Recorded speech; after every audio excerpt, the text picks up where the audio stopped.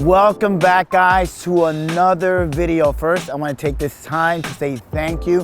Thank you for all the love and the support. But first, I would like you to subscribe, hammer the like button, turn on the notifications, and if you have any ideas or comments, leave them below.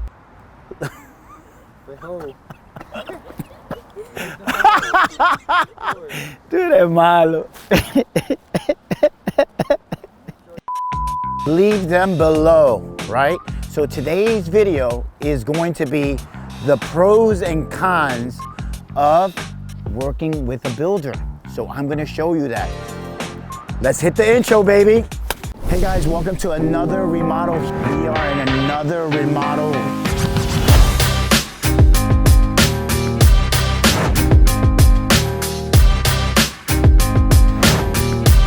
Keep watching, keep watching.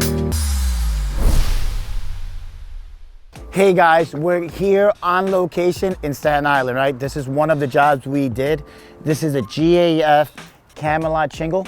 Also, we did all the trim, all the dental blocks, and we're gonna be installing the gutters pretty soon. So I wanted to take you on location. Why? Because you may be starting off in carpentry or in flooring, and you're gonna be a subcontractor, and you're saying, should I work for a builder, right? You wanna know that, right? And so I would say there are pros and definitely there are cons of working for a builder as a subcontractor. And I want to go down through the whole list because you may be starting your contracting business right now in the spring and you're saying, should I do this? Should I not do this? I have a little experience. I'm going to step out. What should I do, right? I would say one of the pros of working for a builder, right? And then go back, right? In order to find a builder, you have to find a place like this. So if you're in Staten Island or you're in Jersey, you're looking for a new construction spot, this is what I used to do, right? I used to drive around for hours. Anywhere they're putting a new foundation, I know they're building. So what I would do, I would speak or wait for the builder, give him my card, he would give me plans, and then give him a price. And then I would get the job, right? So working for a builder, what are the pros, right? What are the pros? So let's say you are a roofer starting out or a sider starting out. One of the best things is that you're gonna have constant work along the whole year. When I first started, I'm gonna say I was like 80% working for builders and 20% working for homeowners, right? And the great thing was that they had me going from a roof to another roof, from a siding job to another siding job, to installing windows, to doing a deck.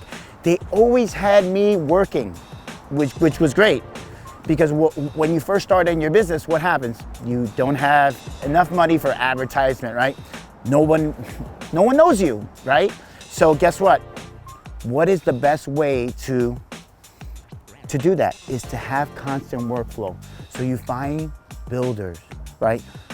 You have to find what? Good builders, because there are good builders and there are bad builders out there. And I want to show you guys the pros and cons of that. So the first one I said what? It was constant work. One of the other pros is you're gonna gain experience. And I remember back in years ago, years ago, guys, I was working in Princeton, New Jersey. I'm gonna tell you, there was a builder, great builder out there when I first started working. And he introduced me to James Hardie siding. I was not familiar, I was a vinyl siding guy. I did a lot of vinyl, I did a lot of cedar siding. And then he comes and says, this house, we're gonna install James Hardie siding. I said, what's James Hardie siding? It's fiber cement. It's already painted. It lasts 30 years. And he gave me, I said, how do you install it? Just like cedar siding, but you have to install these certain flashings. So he introduced me to James Hardie siding, and that was definitely a pro, because what do we do now? We install James Hardie siding to a different level. So I always thank him for showing us how to install James Hardie siding in the beginning. So the pros for that was that I got a lot of experience. He would tell me, hey, can you do that? I would never say no, guys. I would never ask. as a young subcontractor, I would say, do you do that? I do it. I'm gonna do that, right? And I would do those jobs and he would help me out. So I would always take the initiative of learning how to do it or speak to the builder to show me how to build it, right? The other things of the pros, right? And you can mark this down. Another pro is relationship. There's nothing better when you connect with a builder, you build relationships. You know, you go out to dinner, you go out to events. He introduces you to what? More builders. Builders know builders. And when this builder says, I need a roofer, I need a floor guy, I need an electrician, this builder, which is your builder, is gonna say, I know a guy. That guy's name is Junior, Carpenter's Touch, call him. So what happens? The pros is you're building relationships, and every single job, he's always gonna call you. The other thing about the relationship part is that there are certain clients that builders don't wanna do. They don't wanna deal with homeowners. I do wanna deal with homeowners. So what would happen in that relationship portion? They would say, Junior, I have a client, they need a new roof, you just take care of yourself. I don't wanna deal with it. And so now you're building more relationship.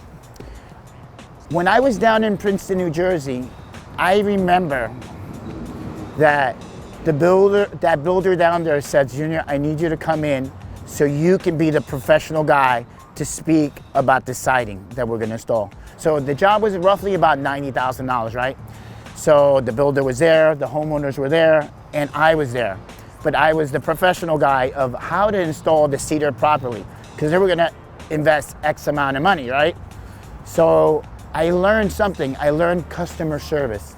I learned how to deal with the client one-on-one as the professional subcontractor. So that all came, why? Because of relationship with the builder. And I think those pros of working for a builder, having constant work, getting experience, and building up the relationship always works well. Now, and you're saying, well, what's the cons? Because I mean, it sounds so nice, you kind of blew it up. I'm so happy, I'm gonna start working for a builder. So what are the cons, right?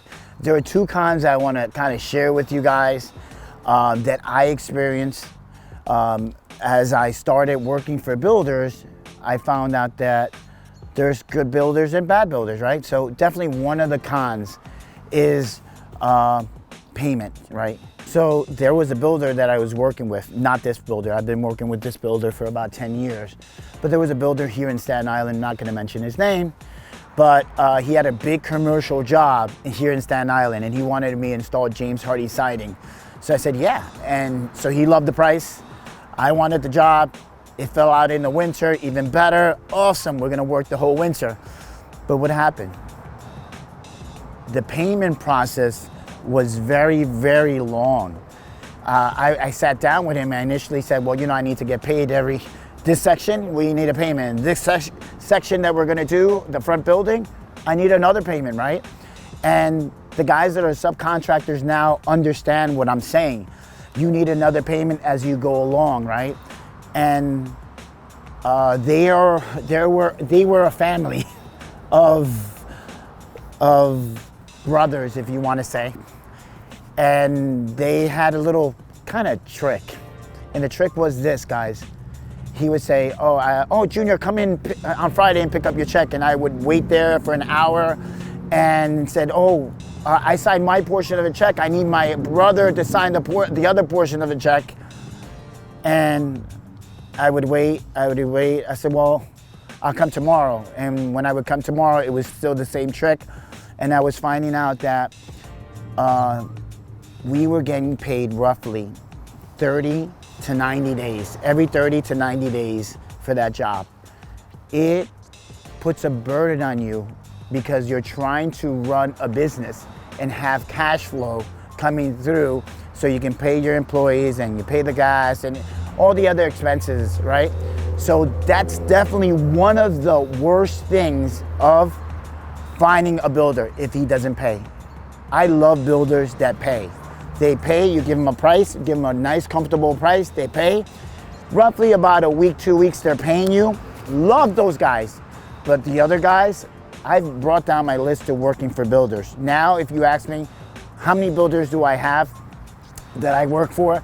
I probably work for roughly about 8 between New Jersey and Staten Island. I brought down lists because they're, what I said before, good builders and bad builders, right? I am now, thank God, that I am at a different level where 80% of my clients are homeowners, right? 20% are builders, right? It might be a little bit higher. It might be 90% homeowners and 10% builders. But that's where I'm at. But before, it was the reverse. I was at 80% builders and 20% clients. And that'll happen as you grow as a subcontractor. You might be a painter, you might be a trim guy, you might be a carpet guy, electrician, or a plumber, any of the trades. So this is definitely one of the ways that you can start your business and find a builder like this guy right here and work for him. He will constantly give you work, you know, or he will lead you to another builder that will constantly give you work, you know? So another con, you know, these builders can be a slave master. And if you guys read the Bible, you had Pharaoh, more bricks, no hay, work, work, work, work, work, work. And you're basically working sometimes 7 days a week. You don't have any time for the family, don't have any times for any social events or any parties with your own families because you're constantly working, right? One of the things about working for those type of builders, it's constant work, that's the pros, right? The con is that having a slave master is that they're always looking over your shoulder, right? They're constantly on top of you. They're not allowing you to work. They're always changing things.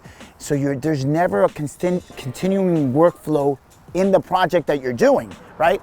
So it's very hard to work for a slave master. And they're always whipping the chain. Come on, get to work. You're late. Come on. So I always say, try to kind of weather that and try to figure out if this guy is a pharaoh, if this guy is a slave master. Because there's contractors that I work for / builders, very nice people, very sociable people, people that you can talk to. Junior, I know I gave you this job, get it done. I'll see you in a couple days. And they let you work, right?